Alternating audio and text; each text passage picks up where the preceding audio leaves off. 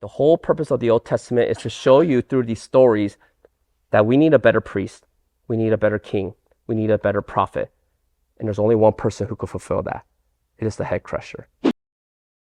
Noah is a righteous man. That's the first time the word righteous comes up since Enoch. In fact, look at Genesis chapter 5, verse 29. Look at how Lamech looked at Enoch and what he thought in his head. Genesis 5:29. And Lamech called his name Noah, saying, this should sound familiar, out of the ground that the Lord has cursed, this one should bring us relief from our work and from the painful toil of our hands. What does that sound like? What is Lamech quoting there? Painful toil out of the ground? He's quoting Genesis 3. He thinks Noah is a head crusher because Lamech thought Noah was the one who would bring rest. Who's going to be the one that brings rest according to Genesis 3? The head crusher. He's going to be, that tells you how hard it was for people. And this is how hard it is to live in this world. People were already hoping for the end of the world and we're just 6 chapters in. Oh my gosh, when is this going to end? This whole sin-cursed world is so painful. It's going to be Noah, the one who's going to bring us rest. Noah had a lot of potential. He was righteous. God saved them through an ark. But we find out it's not him because he got wasted and drunk and lied down naked. Disqualified. And so what you start to read in the whole Bible is this. You're trying to find out who is that head crusher. And with every story, there might be some potential, but then you get what? Disappointed. Abraham. It's him, the father of faith. Disqualified. 2 times he tried to pimp out his wife to save his skin. Not you, Abraham. All right, guess not Abraham. Oh, maybe it'll be his grandson Jacob. I mean, he is literally Israel. He's a liar. He's a deceiver. He doesn't even love Leah. He just ruins her life. Disqualified. What about Moses? I mean, Moses, he seems like a great person. I mean, he was highly educated by the Egyptians. He spent 40 years in the wilderness, leading them. But what was Moses' problem? He seems to have a temper problem because when he was in Egypt, he got mad and he killed an Egyptian person. In the wilderness, he got mad and he hit the rock with the thing when he wasn't supposed to. When God said to speak it, he hit it. So his temper got to him and God said, you're not going to go into promised land, Moses. You're just going to see it from a distance and that's as close as you're going to get. Disqualified. King David, the greatest king of Israel. Oh, surely he's a head crusher, right? I mean, he's a man after God's own heart. Half of us in this room named our kids David, Kim, right? We all love David. Until one day when David was supposed to be at battle. Instead of being at battle, he was so lazy, he sent Joab because he wanted to relax in his palace. And he looked over and he saw Bathsheba bathing, who happened to be the wife of one of his best friends. Uriah was one of David's best friends, part of the mighty men. And he raped her.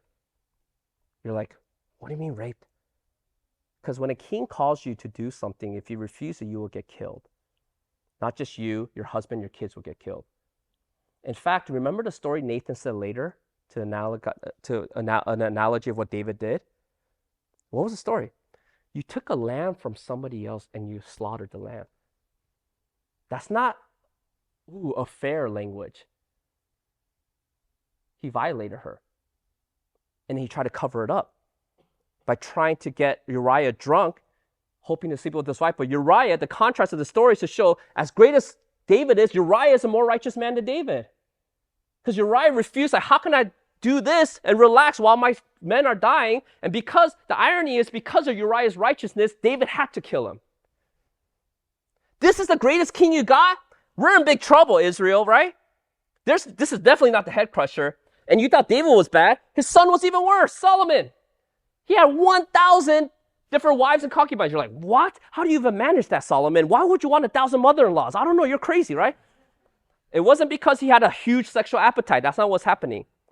Instead of trusting in God, Solomon made treaties with all the nations around him. And when you make a treaty with another nation, you know what happens?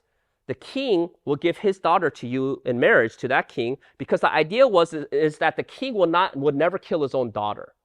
So if his daughter gets married to that other king will feel safe marrying that other king's daughter because he knows, oh, now we'll never attack each other because I will never kill my wife's Dad, and you will never kill your own daughter.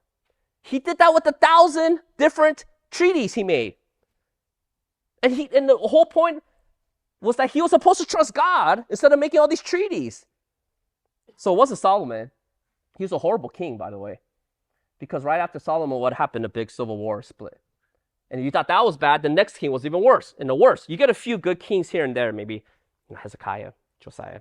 But the fact that you can only name 2 or 3 out of a huge line of multitudes shows you what? There's no head crusher coming on the scene yet. None of the kings are head crushers. Maybe if we look at the priests, maybe we'll find a head crusher there. Who was the first high priest? Do you remember? Aaron. Wasn't he a great guy? He had a problem with Moses marrying a Cushite to the point that Miriam got cursed with leprosy. His 2 sons offered strange fire and they were killed for profaning the worship of God. Aaron was there during the golden calf incident. He was actually the one that led that. Not the head crusher. What about this priest? What about this priest? What about this priest? And you keep reading story after story after story and you get disappointed. Do you realize why I said reading the Bible is not about, let me be like this person? Because the whole point of the Bible is telling you, none of these people are good people. Because none of them are the head crusher. You can't even find one good king. Even David was horrible. Abraham was horrible. Moses was horrible. Aaron was horrible. Okay, let's look at the prophets and the judges. Oh, maybe the judges were great, right? Gideon was a coward and he was an idol worshiper. Not the head crusher. Oh, Samson, mighty Samson. He was the worst judge. That's why he's listed last, because the way the judges are listed is not chronologically by how bad the moral decay of each judge was. Samson was the worst. He slept with prostitutes, slept with Delilah. Not the head crusher. All right, gosh, Andrew, there's got to be one. There's got to be one person who can be head crusher. The prophets. There's nothing wrong with the prophets, right? Who's the most famous prophet that people quoted the most in Yom Kippur? It was Jonah.